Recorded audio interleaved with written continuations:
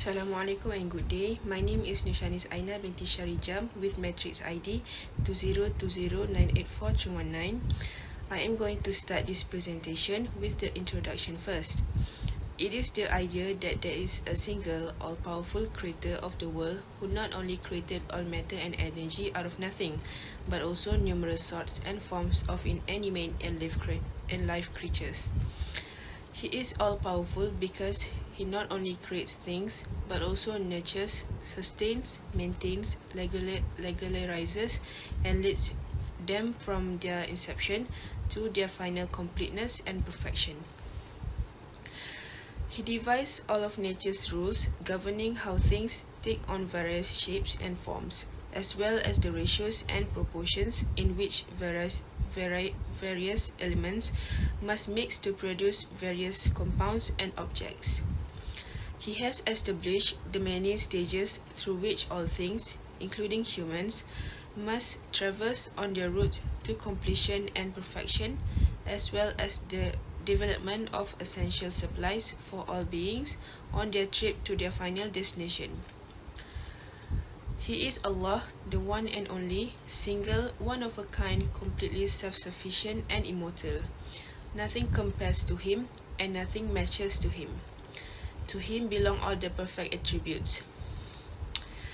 The Quran envisions a constitutional republic with the Quran as the foundation of the constitution, rather than a pure democracy, theocracy, constitutional theocracy, or constitutional monarchy. Theocracy defined as a type of governance in which the monarch is believed to receive direct advice from God, has no place in an Islamic republic. Following the death of Muhammad SAW, Allah's last messenger, any belief in anybody receiving advice directly from God is incompatible with the Quran. In the Quran, God's word is perfectly finished and well guarded. All that may be necessary is a definite interpretation of God's word, for which the Islamic Republic's supreme judicial institution would be the ultimate authority. Individual scholars may have differing views of the supreme Islamic law contained in the Quran, just as legal professionals may vary on the interpretation of any secular law. But the Supreme Court of the Islamic Republic's interpretation is to be deemed final and authoritative.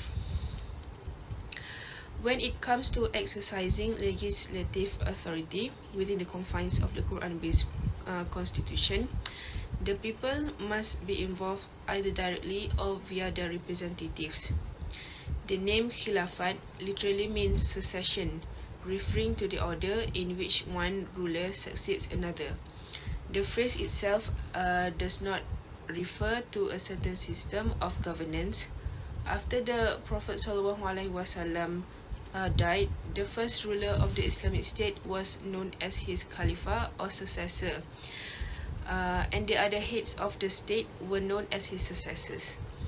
For electing or selecting person in positions of leadership, the Quran provides the following characteristics, which one is integrity or taqwa, second honesty and trustworthiness, amanat, thirdly knowledge or ilmu, and the lastly is wisdom or hikmah. People must be taught so that they vote in elections based on the aforementioned characteristics rather than the candidate's property, ownership, bloodline, ethnicity, colour, ancestry, language, culture or community ties. Elected representatives and appointed officials should be chosen on the basis of merit using the criteria outlined above. The Islamic political system is built on the principle of meritocracy. Monarchy, dynastic control, and nepotism are all against Islam's fundamental beliefs. Assalamualaikum, my name is Kushana Imbe Muhammad Sofi from group AM110 with the card matrix number of 2020-956879. So for this assignment, I will be elaborating on the element known as integrity, or in the Islamic view known as taqwa. Right, so one of the main four elements needed in a ruler based on the Islamic political way would be integrity or the ability to be under the influence of taqwa. Before diving into the meaning of taqwa, which is the Islamic view, integrity is often described as a person with the quality of being an honest person with a rather strong moral principle. Integrity is greatly valued, especially in leaders who are either in control of a community, state, country, and even bigger than that. This is due to the fact that being a person with a strong trait of integrity, they are able to keep their words in terms of promises for the benefit of others while also holding to their strong positive values. People would rather have a person with integrity to manage their government or country, as they believe the person would be responsible enough to not take full advantage of their roles as a leader. Hence, making the people feel even more secure while knowing that the leader they have chosen is honest and a man of his words. Besides that, in terms of the Islamic view, taqwa is heavily related to the meaning of fear towards God, or else known as Allah subhanahu wa ta'ala. Another meaning towards it is that it is the feeling of consciousness that recognizes God as the ruler of the world and one above all. In regards of this, the word taqwa originated from the verb known as waka, which describes the meaning to either preserve, protect, safeguard, and more. Whereas in the Arabic language, it is generally known as forbearance, fear, and abstinence. Although the meaning is described as being fearful towards God, it is also to encourage Islamic believers to be fearful against wrongful actions such as theft, adultery, drinking alcohol, and much more. This is tied to being wary, or else known as being careful, and not to commit actions that could harm yourself and put yourself in a place where God does not wish you to be at. Meaning that people under the influence of taqwa should know better to not commit actions that are forbidden by God. Another good reason why taqwa can be considered crucial in a person's personality trait is because with the fear of God in a person's heart, it can help them restrain themselves from evil such as bad deeds. It is with the belief in taqwa that enables a person to differentiate what is wrong and right. Individuals that wish to have a stronger sense of taqwa should let go of their actions or behaviors that are aligned with the term haram. Avoiding these harmful and sinful actions or behaviors can slowly make do with practice on abstinence. Being committed to praying 5 times a day, which is the Fajr, Zuhur, Asar, Maghrib, and Isha, can also benefit a person in terms of maintaining a stronger sense of taqwa. Finally, the reason why both integrity and taqwa is important in a ruler is because it enables the leader to become even more humble as well as sincere in his or her work. This is because honesty and dedication in fighting for what is right is definitely very crucial in a leader. There are many leaders out there that lack the potential trait of having both integrity and taqwa, which leads them to becoming a horrible leader.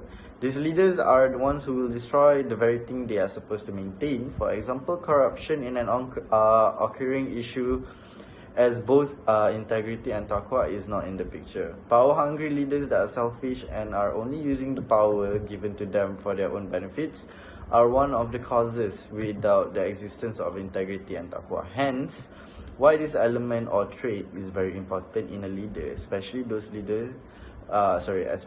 leaders who are guiding the people in an Islamic way. That is all from me. Thank you very much. Assalamualaikum. My name is Nonadira binti Zulkarnain, and I want to present about element 2, honesty and trustworthiness. Allah described trustworthiness metaphorically in Ayah 72, Surah Al-Ahzab. Trustworthiness is an enormous way. Allah's great creations, such as the sky, the earth, and the mountains, are not able to carry its heaviness because they know when they betray trustworthiness, they are to be punished severely.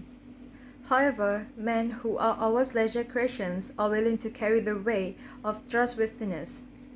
Indeed, there have been those who are severely punished by Allah due to the betrayal of trustworthiness. Trustworthiness is about having the capabilities that match with the responsibility that one carries, and by not having trustworthiness, it could mean a disaster to Ummah and the society. A disaster in the community system ruins individuals in general. Prophet Muhammad often reminded his Ummah on the disaster in life if trustworthiness is betrayed. A leadership post needs trustworthiness. A person is required to choose the person for and to have ownership of the post based on a person's capabilities. If he or she does not do that, he or she is considered a traitor. Based on Islamic leadership, trustworthiness refers to three things, which are fear of Allah, not using Allah's ayats to his or her own advantage, and no fear of mankind. Leadership in Islam centers on trustworthiness, which it represents a psychological contract between leaders and their followers that they will try their best to guide, protect, and treat their followers justly. Besides, a trustworthy leader is the one who is mindful of his or her relationship with Allah, is aware of the state of being the servant of Allah and being the caliph in this world. In addition, his or her main responsibility is to manage the world according to Allah's wants and to establish good relationship among mankind. Leadership in Islam is rooted in belief and willing submission to Allah. It focuses on serving Him. The main tasks of leaders are to do good deeds and to work toward the establishment of way of living ordained by Allah. By being trustworthy, the individual not only fulfills Allah's command, but can perform good attitudes that will be accepted universally by everyone and can perform the tasks and duties given transparently, which give better perception and building trust in the individuals. Islam orders him not to cheat or betray other people. A Muslim is ordered by Allah to be truthful in his words and deeds, privately and publicly alike. Honesty in words implies telling the truth in all situations and under all circumstances. Honesty also implies fulfilling the promises, whether written or given verbally in text and spirit. Honesty also implies giving an honest opinion and the right advice to the one who asks for it.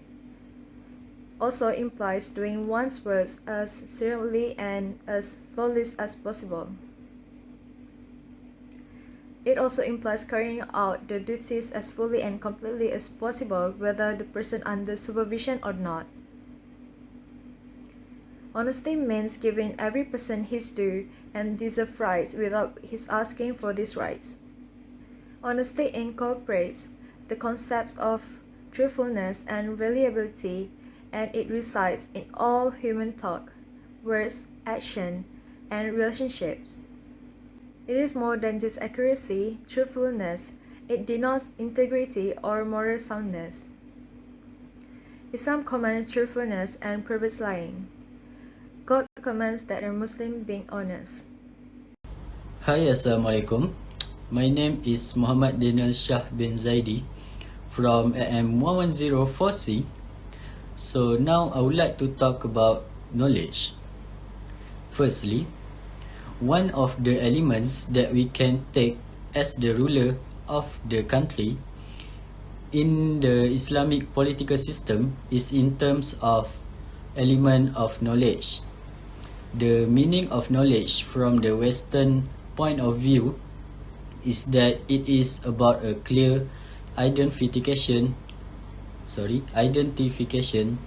or perceptions of something through facts.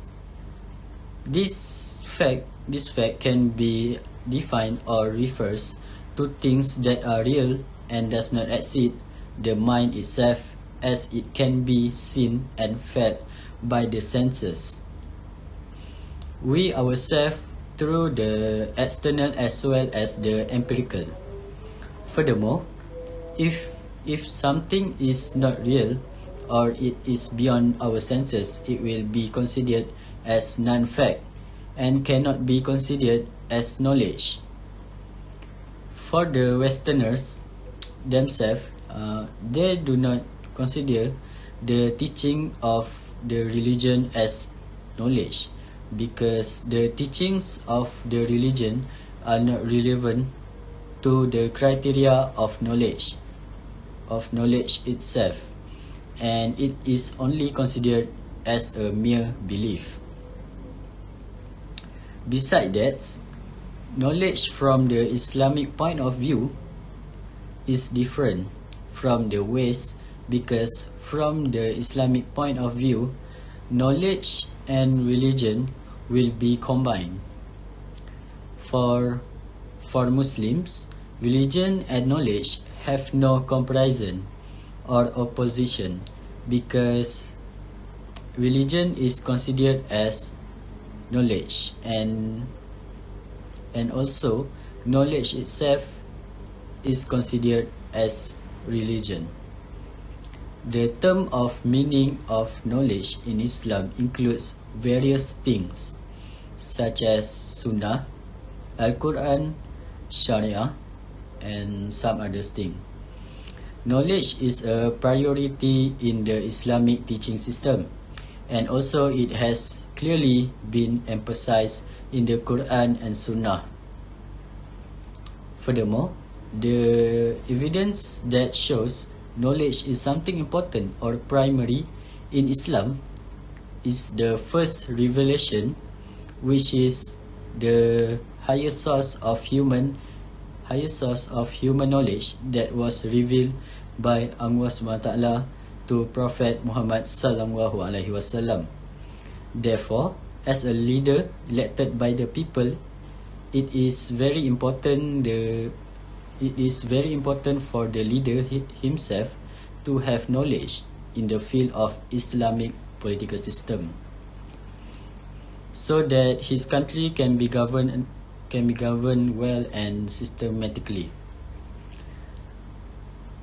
So finally, knowledge in the Islamic political system that must be available to the ruler is to hold the trust or responsibility that has been given. For example, to implement this Islamic political system for a ruler, he must know in the obligation to enforce Islamic law in a country or a state. In addition, the government is also responsible in every movement or action, as well as the prohibition to appoint non-Muslims as the highest government, because if it is not taken seriously, then it will cause chaos or instability the Islamic political system itself. The ruler also needs to know about the science of fair governance and follow the practice of shura based on the characteristics of sources of knowledge, the Quran and Sunnah, because as an Islamic leader who wants to implements the Islamic political system, and it is elected through the electoral system, must be a leader who is truly qualified,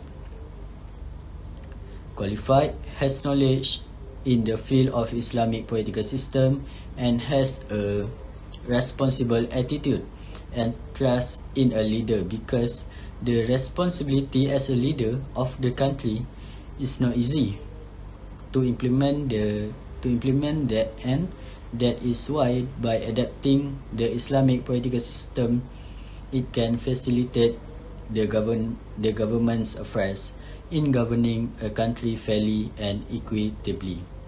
That's all from me. Thank you.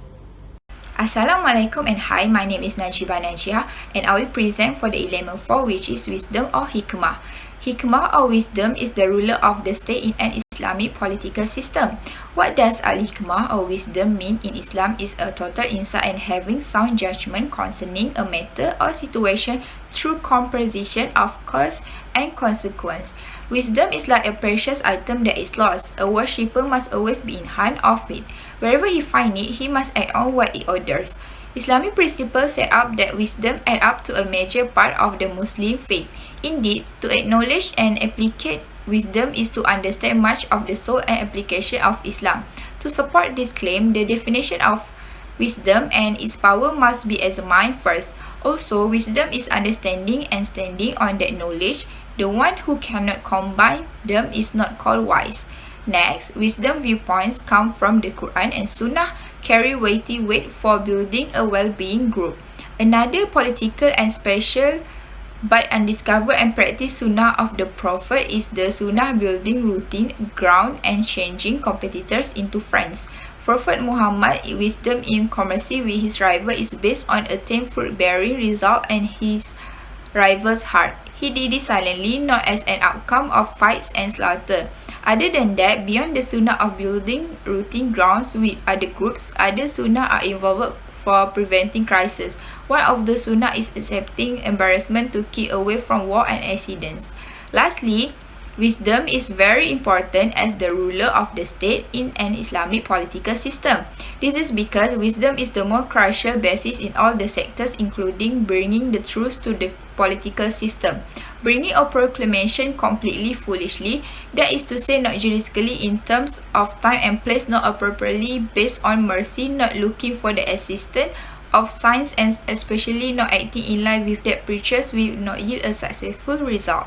To conclude, wisdom fundamental with his flexible nature can be modified to fulfill the need for unknown religious verdict in our country. This can be done by fulfilling the two conditions of knowing the matters, natural constitution, and giving out rules. As for the conclusion, Islam is a social religion, not in the sense that religion breathes its sacred soul into individuals solely via society, but in the sense that it tries to instill God consciousness in both individuals and society.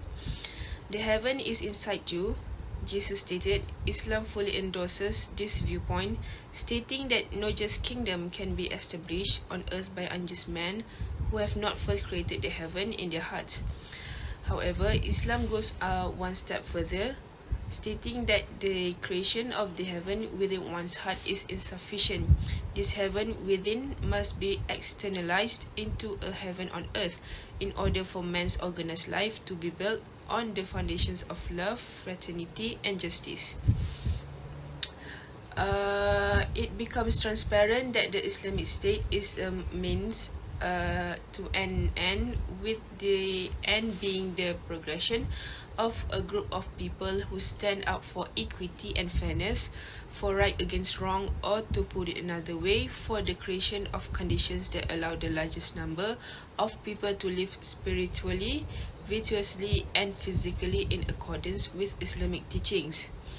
As a result, the establishment of an Islamic State is not a worldly endeavor, as some people mistakenly believe, but the requirement of social justice as commanded by Islam. From an Islamic perspective, the state is an attempt to translate these ideal principles into space-time forces, an effort to materialize them in a defined human structure. This was explained by Dr. Iqbal. Only in this sense is Islam state a theocratic government, not in the sense that it is headed by a human messenger of God who may always disguise his despotic will behind his apparent perfection.